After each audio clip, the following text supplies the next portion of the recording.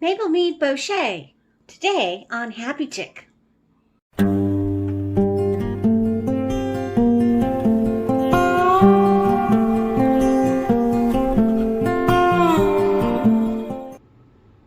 Hi everyone, I'm Lee and welcome to Happy Chick. Today we are making what I call a Maple Mead Bochet. What the heck is that, you're saying? Well, we're kind of making a mead, or an Acerglyn, as it is called, from maple syrup. Ooh, maple syrup. But I do have some honey in here as well, and I actually bocheted it. Basically, I reduced it down to almost like a caramelizing of the honey. You can do it even further, but I was afraid to. So I did about, what did I do? 8 ounces. Yeah, I did 1 cup, 8 ounces. And about 5 ounces. So I reduced it almost by half. And I ended up with about 150 milliliters. I started with 250. If you're into metrics, and just reduced it down over low heat. It bubbles up. I'll show you a picture in or a little video what I did on it in just a minute. So, but I let it cool and it got really hard, so I had to heat it back up again. So I got to work quick with this, else I'll never get it in the jug. So, this is a maple mead. Very simple. So what I'm going to do now is I'm going to put in 24 ounces of maple syrup. Can't technically call this a mead because there's more maple syrup than honey, and mead is a honey wine. So if I wanted this to actually be a mead, it would have to be 50-50 of mead versus maple syrup. So I'm not quite sure what a maple syrup wine, maple wine, I don't know. I'm calling it a mead because it does have some honey in it. And most people know what a mead is by now because it's so popular. But it really is not really a mead per se. But we're going to call it one. Okay. So I've got my bottle on the scale. Tearing that out. I need 24 ounces of the maple syrup. I should have pre-opened this.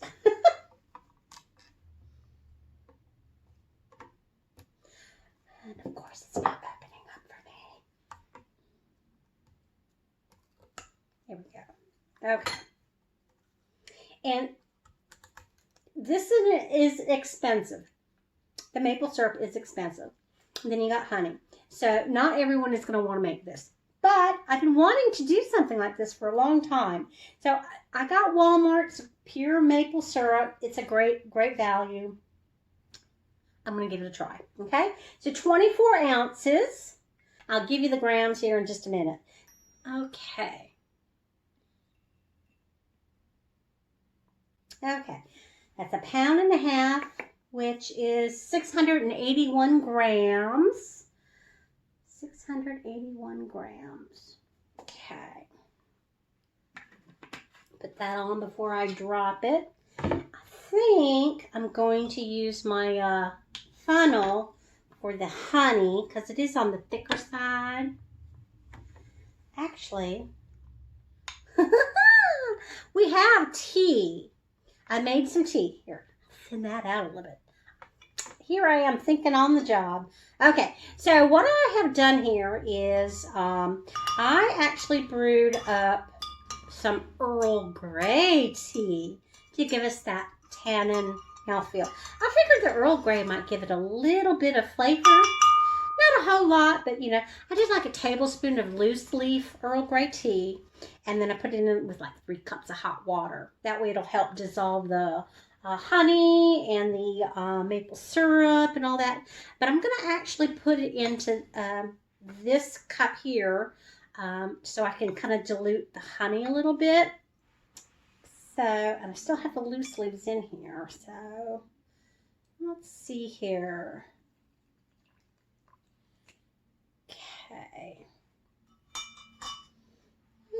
Just give this a stirry stir to kind of help dissolve that honey. I could have done the honey just a little bit longer, but I was just so afraid of it starting to burn. You can't leave it alone for very long at all because it foams up, especially in a small pot. And I actually will insert how, actually this is how I bocheted the honey. Okay, so this is 8 ounces of just plain clover honey. I'm going to bochet it. So I've already put it on the heat for a little bit. Low, medium low, something like that. So we're going to cook that for until it's about halfway. So we're going to try to get it down to about 4 ounces. We're just kind of like caramelizing it. So we just got to keep an eye on it. It's going to foam up on us and everything, so we just got to keep an eye on it. So that's how you caramelize or bochet honey. And just kind of pull it off the heat for a little bit. I might have it on a little too high. So let's put it on low and then let it calm down. Whew, dinner's on this stove. I didn't clean my stove. Sorry, folks. Okay, just keep swirling that around so it doesn't burn. We just want it to caramelize. There we go. Put it back on and just keep and repeat. Don't walk away from this because as you see it foams up. It'll foam over your pot and that makes a huge mess. So we'll be back. Alright, so I think we're pretty much bocheted here. It's reduced about by half. And it looks pretty good. I don't want to go too far and burn it. When it's on the heat, you can kind of smell it. It's kind of like that caramely kind of smell to it. So I'm just going to take it off the heat and let it cool off for just a little bit because it is super duper hot. And then we'll get back to it. All right. So now that you know how the honey got bocheted. Caramelized basically. Let's continue on. All right, so I think I've got most of the honey dissolved in the tea. So let's pour this into the container here. I'm going to use the funnel still because I don't trust myself.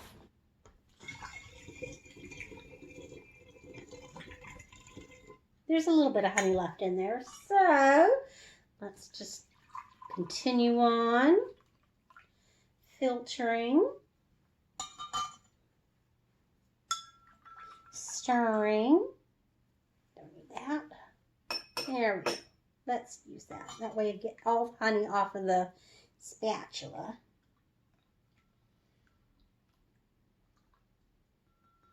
All right.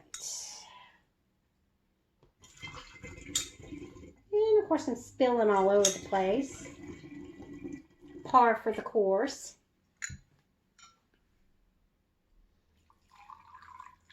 And the rest of the tea.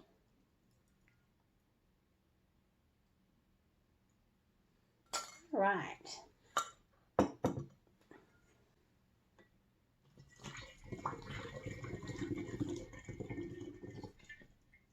There we go. All right. So we've got the bocheted honey, and we've got the maple syrup, and we've got the tea in there. I'm going to put in a few lemon peels. Maybe it just might bring out the citrusy in the Earl Grey, that bergamot, might help bring out some of that citrusy. Not a whole lot, because I want that maple syrup to kind of shine through a little bit. But I'm hoping that might help with a little bit of the citrusy accent to it. All right, so let's go ahead and shake this up to dissolve that honey. And shouldn't be too hard to get that incorporated because the maple syrup's pretty thin. All right. Woo! Let me get some paper towels. Spat at me. All right. Let's pour some more water in. Now this is cool filtered water to cool that hot tea down. Okay. Let's give this a shake one more time.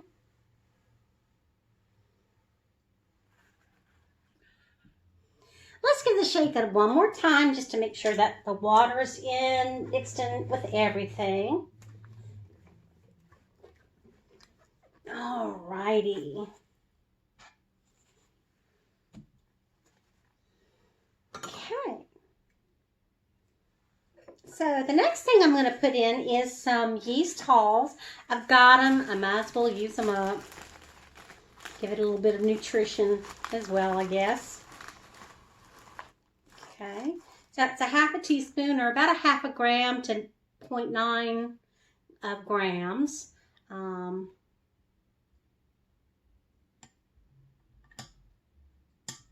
There's that. And then I'm going to use half of a package of EC1118. Live and EC118.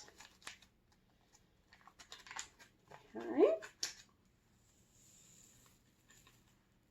Try to get it in the jug. I find that it helps is easier that way. Okay, let's clean up this lid here. Shake this around one more time to distribute the yeast and the yeast hulls.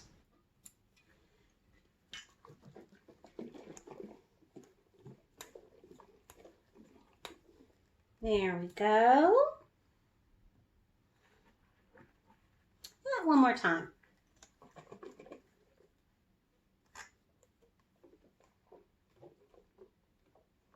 I think I've got some yeast hulls stuck on the neck here, but oh well. All right. Put the airlock on. And then I'm going to label this, and we will check back with her in about a month or so. I've never done it with the maple syrup, so I don't know how fast or slow or what. But we'll check it back in a month. Oh, I forgot. I forgot a specific gravity reading. Let's do the specific gravity. Oh, I forgot my woo-woo. Specific gravity is kind of important. All right, let's do this. Normally I do it before I put the yeast in, but oh well. Not that bad of a thing.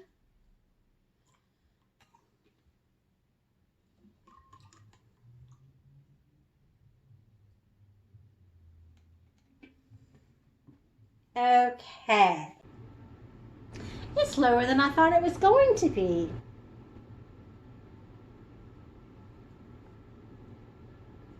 It's 1.066. That's going to come out dry. I'm going to have to probably back sweeten with some maple syrup. You know it. But I got some more, so it's okay. So, interesting. I thought it would be a little bit higher than that.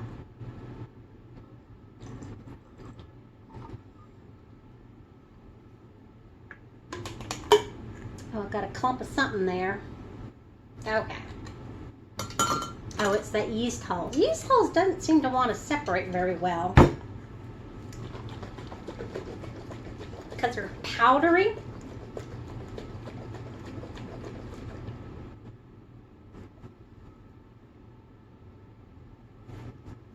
Oh well. Okay. So, now that I got the specific gravity, put the airlock on. Okay, so we're gonna label her and put her back where all my fermentations are, and we'll check back her in about a month. It's been about a month and a week or so since we made the Bochet, so it's cleared very nicely.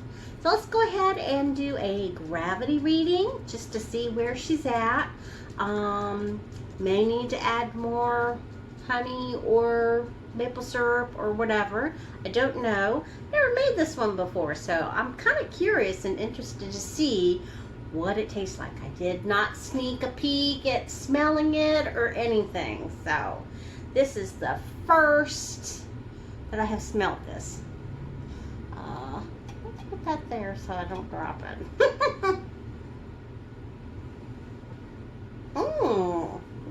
Doesn't smell like maple syrup at all. Alrighty, so everything has been sanitized, of course, in my star stand. So, try not to disturb any of the leaves, if I can, and not spill everything. But you know me, I'm gonna spill it if I have an opportunity to. Still not floating.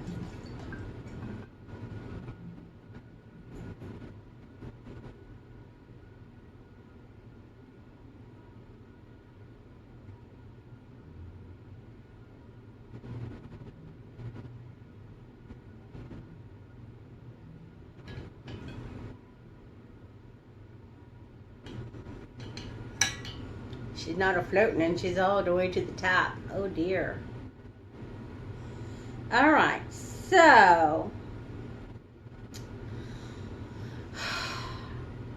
I hate when I have to do this. I have to get the container that this thing is in. So, because it's a little bit taller than my graduated cylinder. I'll be right back. It even smells dry. If you have any inclination of what that kind of means to me, it just smells very dry. I think she's floating now. Very careful about pouring that back in.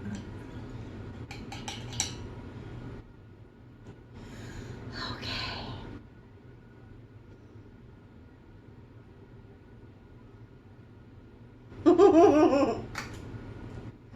All right, so she went completely dry. 0.990. That's as low as my hydrometer goes. Very dry. How much do we use? We used 24 ounces of maple syrup and the 1 cup of honey that was bocheted into about 4 ounces. And that was it.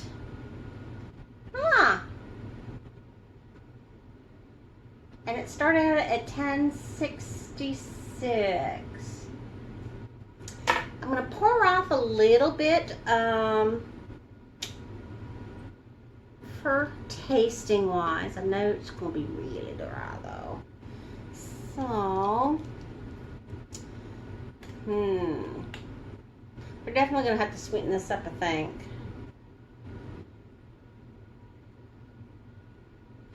It's crystal clear though. Put that right there for now so I don't drop it.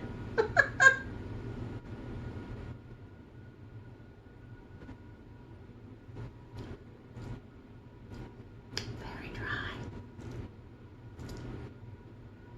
Yeah, very dry. And the lemon peel, because I did put some lemon, I did that about a half of a lemon for peel. I can taste that. Not very mapley at all. I'm surprised. So what should we do? Let me calculate the ABV to see where we're at. I used, what did I use too?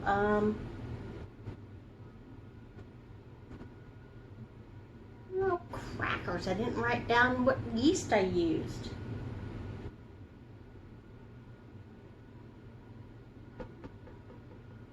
I'll have to go back and look.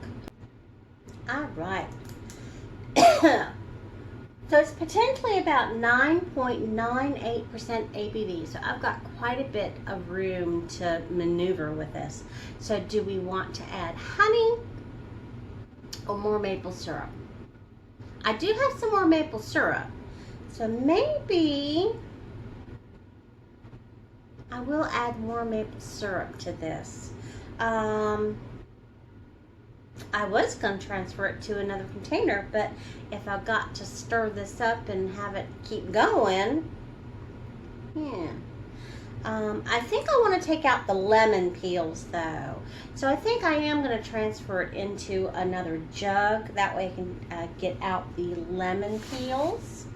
And that will stir up the leaves as well. Let me see how much maple syrup I have left, and we will go about and adding that. We'll be right back. All right, so I had about 3/4 of a cup of maple syrup left, and then I just did a little bit more honey, about 1/4 cup of honey. Why not? So I have a whole cup, 8 ounces of maple syrup and honey mixture, just kind of loosening up that honey in with the maple syrup.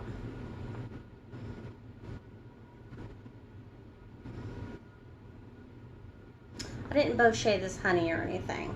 I better write down what I did first. Okay.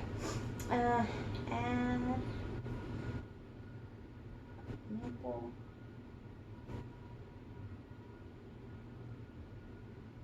Okay, I'm going to put it into this container here, so that way I can get that lemon out, because I can really taste the lemon. It's starting to almost take over, and I don't want it to take over in flavor. So, and this way with the wide mouth, I'll be able to stir this honey maple syrup mixture in a little bit better. And I don't think we're going to have a huge vigorous, fermentation, so I don't have to worry about it overflowing or anything like that. Come on, cup. There we go. Okay, so let me move this out of the way really quickly. I'm gonna have to stand up here to siphon off this into the container. Okay, move her up here. And when I get closer to the leaves, I'll kind of start swirling it up, because we do want the leaves to be picked up, since this is still primary fermentation. We still want the stuff. Alrighty, so whoop, whoop, whoop. Okay, there's that. And honestly, I don't care if it goes all the way to the bottom. Alright, so let me get this going. Trying to be as gentle as possible, since it's not at 10% quite. We still want to be careful about introducing oxygen into this. So it's going to take me just a minute, so we'll be right back. Oh, it's a mighty fun. That's really full. Alright, so I'm just going to gently stir this in to make sure that the honey and the maple syrup gets incorporated. I had just a little left over, actually. It was so sad I couldn't get it in this jug. Oh well. Let's take the specific gravity again. I'm pretty sure that I can use my old trusty one again, since we did add some sugar in here. Looks like it's dissolved, so actually, can I get any more out?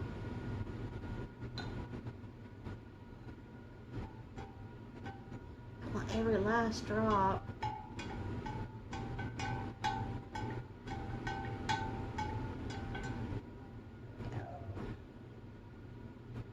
Okay, let's try this again.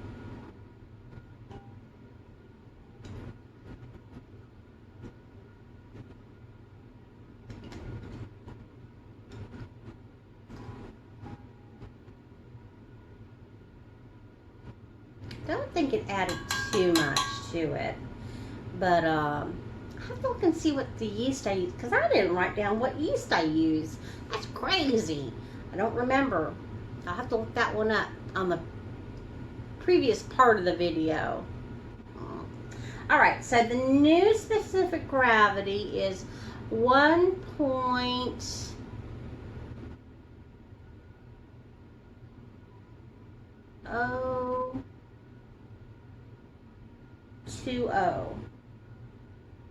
Okay. So, I'm going to pour this puppy back in. I'm not going to taste it right now because it's, you know, it is what it is. Here we go. We're going to put the lid on, and then we are going to let her go for a little bit longer. I'll probably check on her in about a week's time to see if, you know, anything's happening, what's going on with it. And then we'll check back with her. Hopefully things will start running up and going with her again, so she'll chomp on some more stuff, because I'm sure there's plenty of yeast still hungry in there. So we'll see. Alrighty, until next time.